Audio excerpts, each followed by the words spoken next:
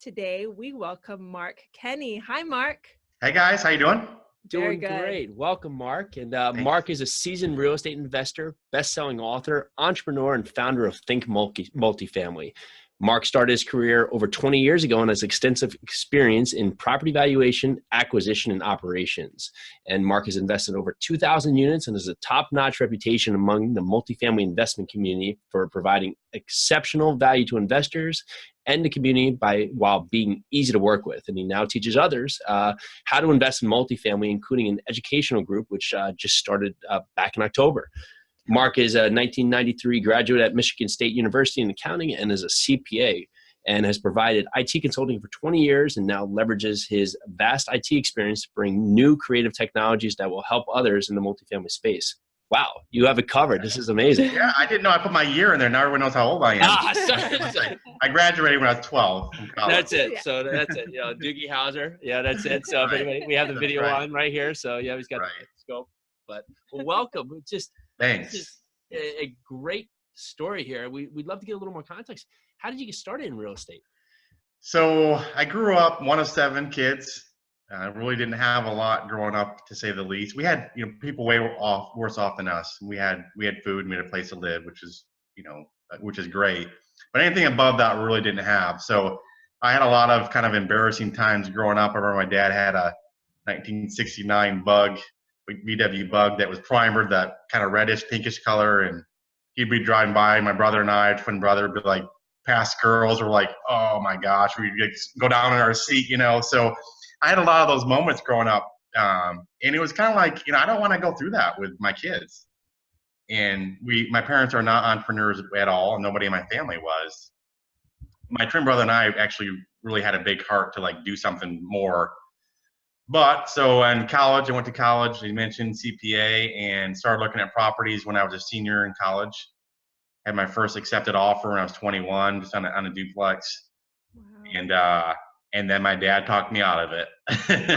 So I remember where I was sitting. I was sitting at Hardee's in Michigan, and my dad just I came to the conclusion it didn't matter what the deal was, no deal on the planet was good enough for him price-wise. And he wasn't even an investor, but I value his opinion. So after that, I'm like, man, I'm going to look at properties, not take my dad with me anymore. And I stopped taking him with me and bought a property that was a complete, basically gut job, and told him after I bought it.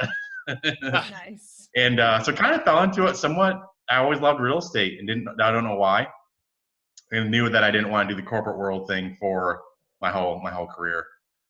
What's amazing there is that, so you talk about your background, but a lot of people are just so scared to get started. And here you are, 21, you're in college, you have your dad telling you no, and still you go on and do it. What is something that would sets apart to allow you to do that? What's something in your mind? Was it just that you were so focused on making change, or? Yeah, I mean, truthfully, it was really more, I was so fearful of not having money. Okay. And it's a bad thing, right? I mean, I still struggle with now. It's like, well, why do you still struggle with it? I don't know. It's one of those things, you shouldn't put trust in God and not struggle with that.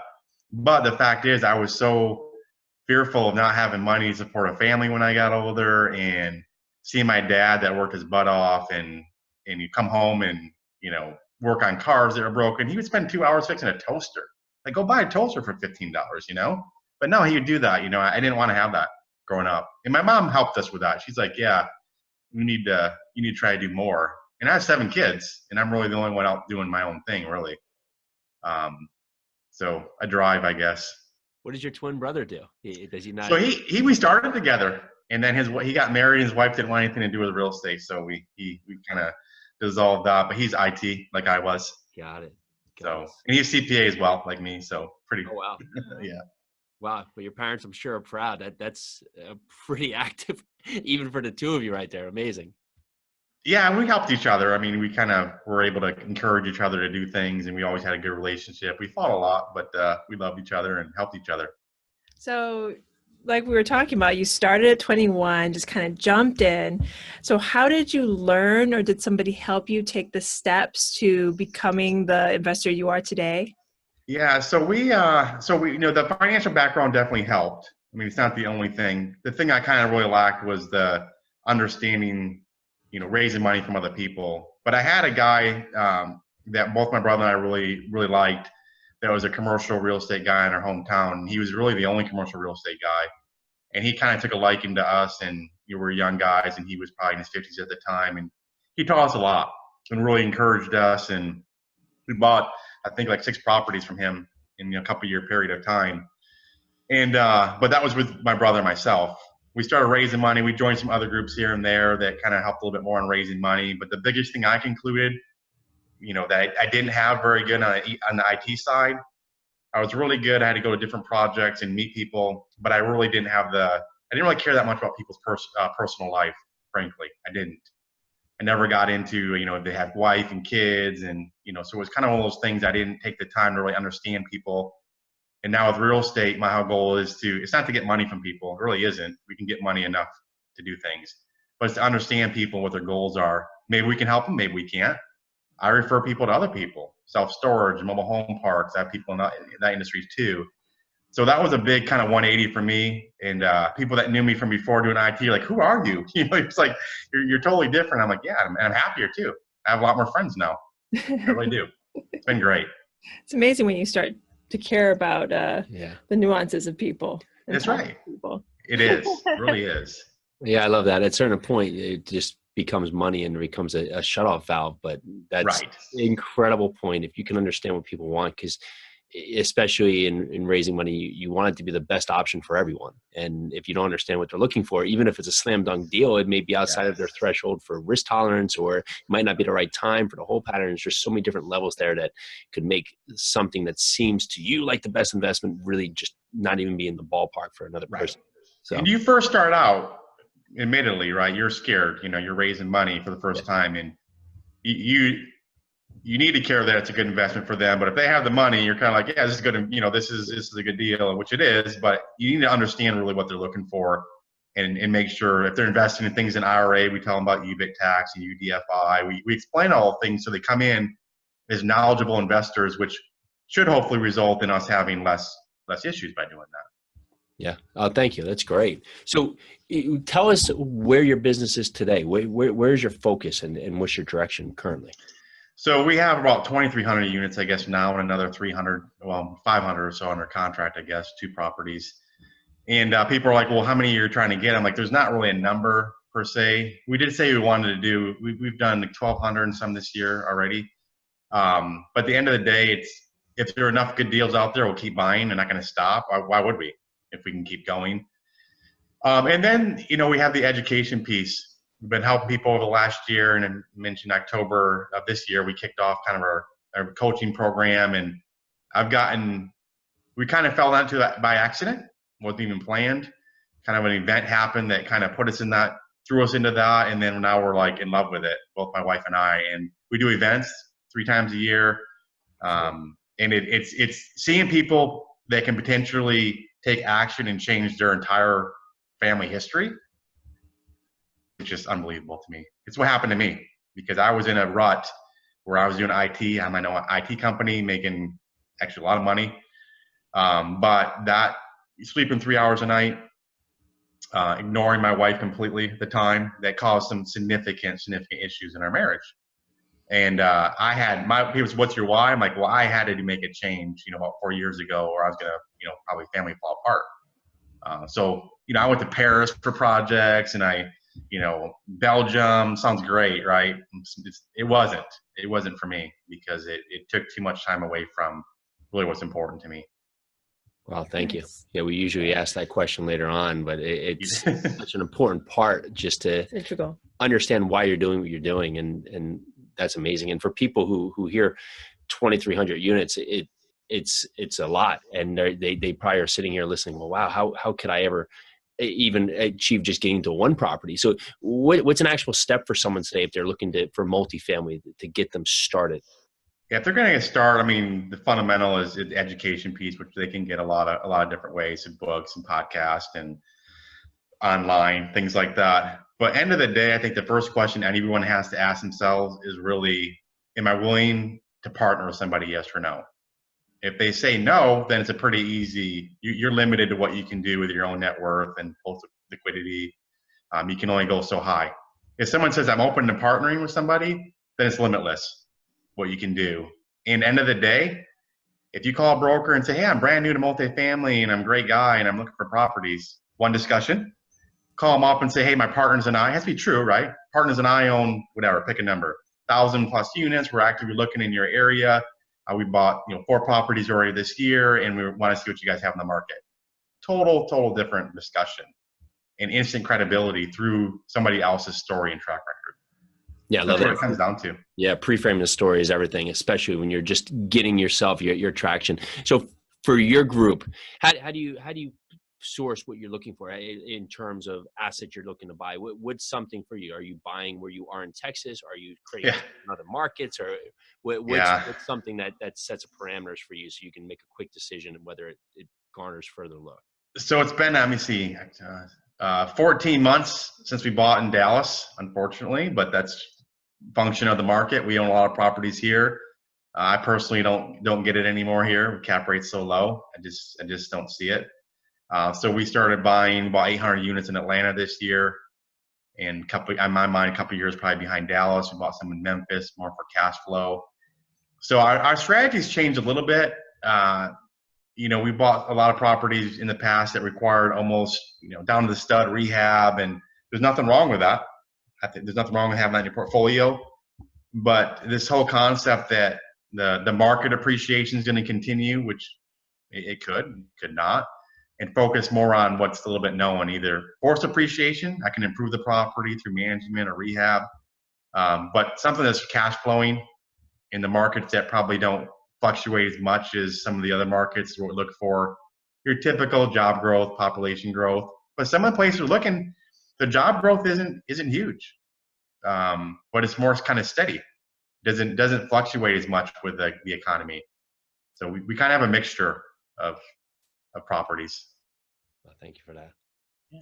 Thank you. So your business, do you use third-party management? Can you tell us a little bit more about your team and how you partner yourself to make yourself have the best economies of scale going into a certain market?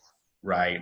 So we leverage our current relationships originally in Dallas. So even people looking, back to your point, for looking in to get started, I encourage them to build relationships in the current market first. Even if they say, well, I'm not interested in it. Well, maybe not today.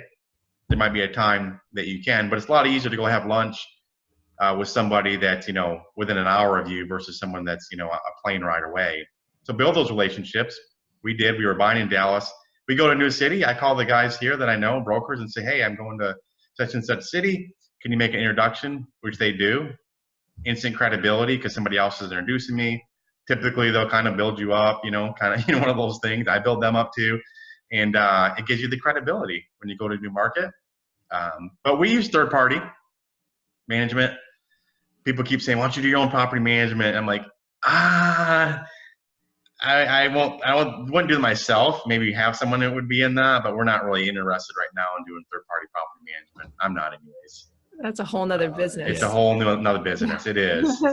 But I think building your team locally, and then it might take us 4 attorneys to find the one attorney we really like, right? For SEC attorneys, an example. Right now we have them. And we went to Atlanta. We struggled with some of the property management there. And now we have I'll say perfect, but we have who we need there now, and contractors. And so it takes a while. That's why if you leverage, hook up with somebody that's doing it, people think, oh, there's potentially a cost involved. No, there's an investment involved. But if you take action, you'll get it back way more than what you put into it. Yeah, I love that. What's a learning experience you've had over this point? It's just something, maybe a setback that you take and you've used that to grow yourself and your business. Sure. Yeah, you probably don't have enough time on the podcast to go through everything, but we've had some hard lessons learned that we tell people, and I want to share them. Probably the hardest lesson I've learned, we actually had a partner that was already in a deal, and he wanted us to buy his current partner out of the deal. It's a little complicated, but our partner had a deal and we bought his other partner out. Well, I won't go into all the details, but let's just say it was not what it should be. Things not recorded, things not disclosed, whatever it might be, right? So in that situation, we inherited, if you want to say, the sins of the company, where if we would have said, well, hey, we're going to treat it as a new transaction altogether, buy it, there's some downsides to do that for sure. The loan, everything, right? Fees. But in this situation, I personally would never buy into a partnership like that again, ever. That's already existing, because it's in this situation, it worked out where we got rid of that partner, legally, and he did some things that he shouldn't be doing, and now we're faced with those issues, and he just washes his hands. I'm done. It's like, dude, So unfortunately, I would say, be very reluctant in trusting people. It might sound kind of a little bit brash, but be very reluctant, and don't give people too much time to prove themselves. If it's a management company and they're not doing what they should do, you give them some room, but don't give them too much room, because end of the day, it's not about being nice to somebody. It's a business. You take other people's money in, it's even more important. So you might have to make those decisions that are hard, but they're not hard for me to make. They're really not. But some people, if you don't have the gut to say, hey, I'm going to get rid of somebody, my partner was supposed to be a friend, right? Made it even harder, but it was the right thing to do. Wow, talk about a learning lesson. That's amazing. Oh wow, that's my biggest learning lesson, and it's fortunately our basis is fairly low in the property, but we for example, a payable is not recorded. You're not talking $10,000, talking like $300,000, never recorded ever. So things like that. So that's a lesson, in my opinion. I would never buy another partner out of an existing deal. How long do you wait? It's a hard thing to ask and put a time value on it. But say you have let's say property management. If property management is not coming through in the way you want, what would be a time frame that you would give them before you make? Yeah. So this one, how would you make that change? Would you tell them and give them 30 days, or would you just make a clean break and change shirts that day? Well, so the second question would be more. It's going to be dependent typically on your agreement. Sure. You can make and that's another point. Make sure you have a 30-day out of any property management agreement without cause. I don't like you. Whatever it might be. It doesn't matter. It's without cause. I can release you. You could release them that day. You're probably going to owe them for the 30 days. In this situation, we, it's a little more complicated, because we actually have a board of directors that oversees this property, with an SEC attorney from Harvard, and some pretty high caliber guys. But this one, really within 2 months, we knew things weren't working out, which is pretty fast. And after that, it took us about, almost 2 months legally to get him out. Wow. And so, I don't know what the right number is. Every time a management company takes over, they always have the excuse, which is sometimes legitimate. Oh, we're getting rid of the bad people. Yeah, the old guys lease to, so occupancy goes down. Not uncommon. Well, at a certain point in time, we need to start going back up, right? You can't just use that excuse forever. I don't know. I would say, to have a conversation with them first. I think if you think they have, if they're doing something unethical, then I think it's immediate, and you just let them go, and you worry about having to pay them their fees if you need to. That's my opinion. If they're doing something, hey, they're not performing, a frank conversation with them, like, hey, this is not going the way it's planned, and you need to step it up. And what are you doing? I don't like it when a property management company says, oh, we're going to do this now. It's like, well, why were you trying that before? Like, why these new concepts? They're not, right? But probably 2 months, in my mind, is enough time to see some sort of results. Of course, it's hard during like November, December, right? Because of holidays. But if it's going reverse and there's no real story, then I would just dump them, unfortunately. No, I love that. It's not personal. You're bringing other people's investments, so you have to have metrics that you stick them to and take action. So thank you, because it's even for us, we're learning just making sure that we're keeping the rhythm with our property managers, and it's just they have a plan, and all of a sudden they come with this red herring and they say, well, we're going to do this magical thing today. Well, where was that day one when we talked to her? Why is that? Today? Yeah. So. It takes a while and it's end of the day, you can have the best property management company on the planet. You really can, but it's who's the face of the property on a day-to-day basis. Yeah. How can the same property literally be 95% occupied with a manager and then 80% occupied with another manager? Price stay the same, property staying the same, locations the same. It's the people. It's a business. No other business. How can someone go and become a new CEO of a company and just take it from, whatever to whatever, and someone else goes in there and runs it down? Yeah. It's It's the people. people. No, It most is. definitely. Well, this is going on sort of your educational group, tangent on your educational group. What steps would you give somebody either in your educational group or just anybody new to this business?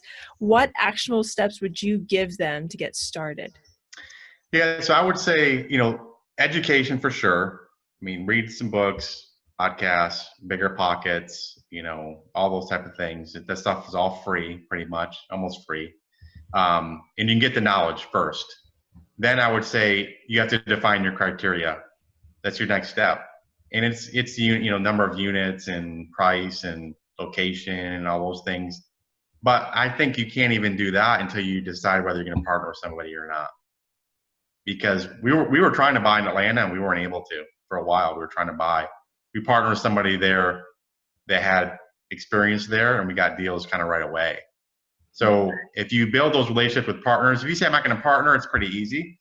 If you're going to partner, and like I just gave an example of a pretty bad partnership, but we still partner with people, right, and still learn from them.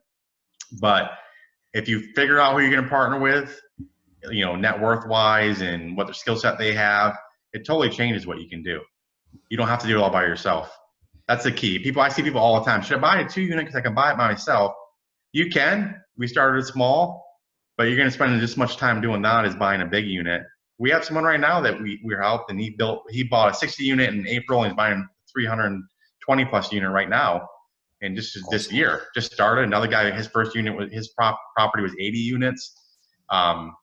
Big for your first property, but they can't do it on their own. It's people that go, I don't like that. Well, it's political. I'm sorry. That's the way the world works. And if you don't have a story, you're not going to get a deal unless you way overpay. Yeah, it's true. So, and what makes a great partnership? What are points that would stand out to you that you said? And of course, it's a good point, but what's some key aspects you would look for in a partner? Yeah, I'd say someone that has something you don't have.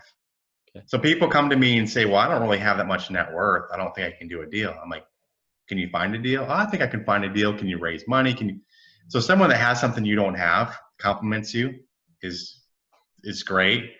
And someone that has not just the same goals with you, but kind of treats people the same as you. So if someone treats people completely different than the way you treat them, then you're going to get associated with their reputation is going to somehow come on you, and your reputation will be kind of mixed somewhat. It's, Mark and Tammy. It's not Mark or Tammy, it's Mark and Tammy. So if, someone does something wrong or treats someone differently, then it's reflected on both of you. So make sure the softer skill side too is there. Treat people the same. You don't have to be the same people, but if someone's really harsh to somebody and someone's really, they're not, then you need to be mindful of that. And then, if someone says, well, I'm not very good at numbers, I'm like, well, go find a partner that's good at numbers. It's pretty, that's pretty easy. They have a skill set that you don't have. They might not be good at raising money, which isn't uncommon, right? Because they're good at numbers. So it's a great marriage that way. Wow. Nice. I really like that. That's great. The point about just finding someone who treats people in the same way, and hopefully in the care-fine light that you do, is a point that you should really listen to out there, because that's it. You want to make environments better for other people, and you have to make sure that partner has the same mindset as you. So thank you. That's awesome. Oh yeah. And if your gut's telling you like, oh, I don't know about this person, either one of two things: you dig more or you walk away. Right? I mean, you dig until you're like, oh, I don't know. I still don't feel good about the partnership. Yep. Don't let money skew you. I mean, and women typically have much more intuition than guys do. They do. So listen to your wives, guys, whatever, whoever, and it's true. Yes. Oh yeah. I believe me. I I've know. lived there. I've done that. And, but that's the key. If your gut tells you something's not right, usually up front that, hey, maybe the guy we partnered with, he had everybody, not us. He had tons of people fooled. Harvard attorney. I mean, he had people fooled, but not most people can't get away with that. Yeah. There's an exceptional con artist that can get away with that. That's crazy. That's crazy. So I want to take it. This is a little off script, but I kind of want to delve into partnerships a little bit, especially Sure. with your partnership with your wife, because you said she works with you in the educational group. Does she also syndicate and raise money with you as well? She talks about the deals. She can do deal analysis, but really she focused more on the education side as Nice. far as the events. We put 3 events on, 3 2-day events a year, which is a big deal. And she does a lot of more of the social media and things like that. So a lot of things that I would have said before, well, that's not quite as important as what I do, right? I find deals and I raise money. Well, I can tell you that that side is equally or more important than what I do. So understanding your partner, that just because you think you do something different than them doesn't mean it's more valuable. If you raise money, well, if there's no deals, you can't raise money. If you find deals and can't raise money, then you're dead too, right? At the end of the day, everything's going to be, I think I'm doing more than somebody else. They think they're doing more than somebody else in a partnership. I would treat it deal by deal and have categories set up with percentages. Who finds the deal gets a certain percent, who raises the money, and prorate it deal by deal. That way you get away from this somewhat, someone thinks they're doing more than somebody else on a deal. So we meet couples all the time, and the wife can't convince the husband that real estate's a good idea, or the real estate, or the husband can't convince the wife, and all of a sudden there's a stalemate, and they can't do anything because someone can't do something. Did you start into real estate first, and then vice versa? Your wife said, I did. Good. So And how did you get over that hurdle to talk? There was no hurdle actually with her. I got married when I was 23. Already had, I guess, just 1 or 2 properties at the time, and my wife would buy everything possibly buy if let her, from a real estate. She's good on other areas, but real estate wise, she gets that. She has the bug and she sees the value in it. We didn't struggle with that. We struggled a lot more when I was doing too much of the IT and she didn't understand what I was doing. And, I was sleeping 3 hours a night and that was more of a struggle. But for real estate, for us, fortunately, it hasn't been a struggle. Nice. Very cool. Nice. Yeah. I love that. No Yeah, struggles. no, that's great. It's refreshing because we tell people that you both have to be on the same path, or it's not going to be a viable option for each of you. Just like the IT was maybe not the right direction for you overall, it's the same thing with real estate. If both can't agree, it's going to be a fight. It's not going to be a happy environment for anybody. Even if you're having success in that part, your relationship's going to struggle. That's exactly right. Yeah. Maybe we should get her on the podcast. Oh, that's great. Yeah. Oh yeah, you can have her. She's phenomenal. Do you have a morning routine or anything that sets your day up to get you started? I don't. I mean, I get up early.